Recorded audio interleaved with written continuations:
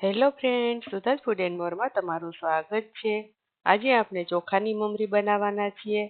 એટલે કે રાઈસમાંથી આવી રીતના મમરી બનાવીશું એટલે તમે આખું વરસ એને એન્જોય કરી શકશો. તો અહીંયા હું ખારાનો સોડાનો કશો જ યુઝ નથી કરવાની અને બનાવવાની છું. તો તમે શીખવા માટે તૈયાર થઈ જાઓ. આપણે શરૂઆત કરીએ. તો અહીંયા મેં ચોખાનો લોટ લીધો છે અને બીજું કશું જ મિક્સ નથી કર્યું, ઓનલી ચોખાનો લોટ જ છે. હવે અહીંયા મેં એક તપેલું લઈ લીધું છે. હવે એમાં હું પાણી લઈશ. તમે જેટલો ચોખાનો લોટ લો એના કરતાં 4 ગણું પાણી લેવાનું. આજે આપણે ફક્ત 3 જ વસ્તુથી ખીચું બનાવીશું. એમાં પાણી, મીઠું અને ચોખાનો લોટ જ હશે. તો અહીંયા મેં 2 બાઉલ ચોખાનો લોટ લીધો છે, એની સામે મેં 8 બાઉલ પાણી લીધું છે. હવે આ પાણીને ઉકળવા માટે ગેસ ઉપર મૂકી દીધું છે.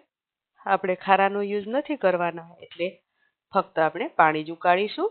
હું જનરલી મમરીમાં, વેફરમાં, પાપડમાં કશે જ ખારાનો યુઝ નથી કરતી હોતી. તમે મારી ચેનલ ઉપર ખારાના ઉપયોગ વગરના પાપડ, કુરકુરે, મમરી ઘણા બધા વિડીયો જોઈ શકશો. તમારે સુધાર ફૂડ એન્ડ મોર કરી અને જે વિડીયો જોવો હોય એ સર્ચ કરશો એટલે આવી જશે. અને મારી ચેનલને સબસ્ક્રાઇબ કરી લેજો અને બેલ આઇકન દબાવી ઓલ ઉપર પ્રેસ કરી દેશો એટલે મારા વિડીયોના નોટિફિકેશન પણ તમને મળી જશે. હવે પાણી સરસ ઉકળી ગયું છે. આપણે એમાં મીઠું એડ કરીશું. અહીંયા મેં 1 ચમચી મીઠું લીધું છે. તમે થોડું વધારે ઓછું તમારી ચોઈસ પ્રમાણે લઈ શકો. હવે પાણીને આવું એકદમ ઉકળવા દેવાનું છે. એકદમ ઉકળી જાય અને ચોથા ભાગનું પાણી બળી જાય એટલું આપણે ઉકાળીશું. ખીચું બનાવતી વખતે જો 2 જણ હોય તો વધારે સારું પડે, પણ એકલા પણ તમે મેનેજ કરી શકો. હવે આવી રીતના વેલણ લઈ લેવાનું, લોટ નાખતા જવાનું અને એકદમ મિક્સ કરતા જવાનું. મિક્સ કરવામાં થોડી સ્પીડ રાખવાની એટલે ગાંઠો નહીં બને. તો આવી રીતના આપણે લોટ એડ કરી અને કન્ટિન્યુઅસ હલાવી અને ખીચું તૈયાર કરીશું. અને આને ખૂબ જ સારી રીતે મિક્સ કરી દઈશું. એકદમ હલાવવાનું છે અને આટલું સોફ્ટ રાખવાનું છે કેમ કે ચોખા છે એટલે પાણી વધારે પીશે એટલે હજુ થોડું હાર્ડ થશે. અહીંયા મેં પાણી 4 ગણું લીધું છે, પણ તમારા ચોખા પ્રમાણે પાણી વધારે ઓછું પણ થઈ શકે. એટલે પાણીમાં જેટલો સમાય એટલો જ લોટ એડ કરવાનો. હવે આપણું ખીચું સરસ તૈયાર થઈ ગયું છે. હવે આને આપણે સિજાવા દેવાનું છે. તો હવે એકદમ ધીમા ગેસ ઉપર આને આપણે ઢાંકી અને 5 મિનિટ રહેવા દઈશું. હવે 5 મિનિટ જેવો ટાઈમ થઈ ગયો છે. તમે જોઈ શકો છો કે ખીચું એકદમ સરસ સેટ થઈ ગયું છે અને થોડું હાર્ડ પણ થઈ ગયું છે. આપણે ચોખાની મમરી કે સેવ જે કયો એ પાડવાની છે એટલે આપણે આટલું ઢીલું રાખીશું. હવે ગેસ બંધ કરી અને 5 થી 10 મિનિટ આપણે રહેવા દઈશું એટલે થોડું ઠંડુ પડી જાય. તો હવે આ 10 મિનિટ જેવો ટાઈમ થઈ ગયો છે અને ખીચું થોડું ઠંડુ થઈ ગયું છે. હવે આને આપણે એકદમ મિક્સ કરીશું. આને તમે આવી રીતના પણ મસળી શકો અને એક જાડી પોલિથીન બેગ હોય તો એમાં લઈ અને તમે એમાં પણ મસળી શકો, પણ એકદમ સ્મૂથ તૈયાર કરી લેવાનું છે. તમે આવી રીતના રાઈસની મમરી બનાવીને રાખી દેશો તો આખું વરસ સારી રહેશે. જ્યારે ઈચ્છા થાય ત્યારે બાળકોને તળીને આપી શકો. આજે તો મેં સાદી મમરી જ બનાવી. આની ઉપર મસાલો છાંટવો હોય તો મારો આગળનો જે કુરકુરેનો વિડીયો છે એમાં મેં ટોમેટો મસાલો બનાવ્યો છે, એ તમે આમાં સ્પ્રિંકલ કરી શકો. અથવા તો કેળાની વેફરનો વિડીયો છે એમાં પણ મેં એક અલગથી મસાલો બનાવ્યો છે, એ પણ ખૂબ સરસ લાગશે. તો હવે તમે જોઈ શકો છો કે આપણું ખીચું એકદમ સ્મૂથ તૈયાર થઈ ગયું છે. હવે આપણે આમાંથી સેવ પાડીશું. તો એના માટે મેં અહીંયા સંચો લઈ લીધો છે, એને આપણે તેલથી ગ્રીસ કરી લઈએ.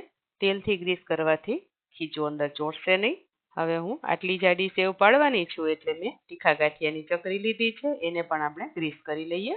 હવે આપણે એને સંચામાં મૂકી દઈએ. હવે આપણે સંચો તૈયાર કરી લીધો છે એમાં આવી રીતના ખીચું ભરી લઈએ. તો આવી રીતના એકદમ દાબી અને આખો સંચો ભરી લેવાનો છે. તો હવે આપણો આ સંચો ભરાઈ ગયો છે.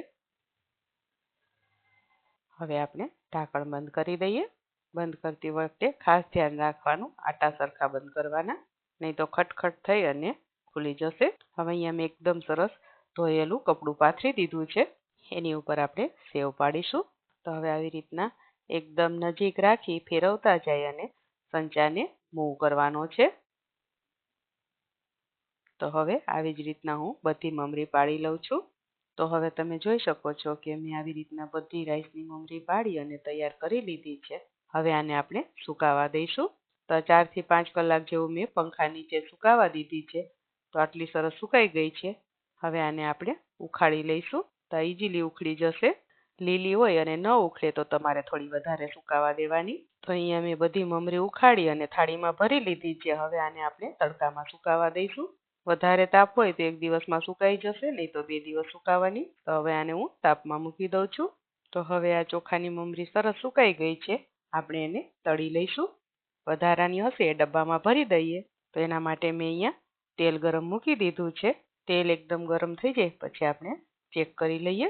નાખતા જ તરત ઉપર આવી જાય એટલે આપણું તેલ તૈયાર છે. પહેલાં આવી રીતના ચેક કરી લેવાનું, પછી જ બધી એડ કરવાની. તો હવે આપણે આ મમરી નાખી અને તળી લઈશું. એકદમ સરસ પોચી રૂ જેવી અને તરત જ તળાઈ જશે. તમે જોઈ શકો છો કે ખારાનો યુઝ નથી કર્યો તો પણ એકદમ સરસ સોફ્ટ બની છે. તો હવે આવી જ રીતના હું બધી મમરીને તળી અને તૈયાર કરી લઉં છું. આને તમે ચા સાથે પણ ખાઈ શકો, બાળકોને નાસ્તામાં પણ આપી શકો અને મમરાના ચેવડામાં પણ એડ કરી શકો. તો ફ્રેન્ડ્સ, તૈયાર છે આપણી ચોખાની મમરી. તો આ વિડીયો તમને કેવો લાગ્યો એ કોમેન્ટ દ્વારા મારી સાથે ચોક્કસથી શેર કરજો. આવી નવી નવી રેસિપીના વિડીયો જોવા માટે મારી ચેનલને સબસ્ક્રાઈબ કરી લેજો, બેલ આઇકન દબાવી દેજો. અને આ વિડીયો જો તમે ઇન્સ્ટાગ્રામ કે ફેસબુકના માધ્યમથી જોતા હોય તો મારા પેજને ફોલો કરજો, લાઈક કરજો, તમારા ફ્રેન્ડ્સ અને ફેમિલી સાથે ચોક્કસથી શેર કરજો. Thank you for watching.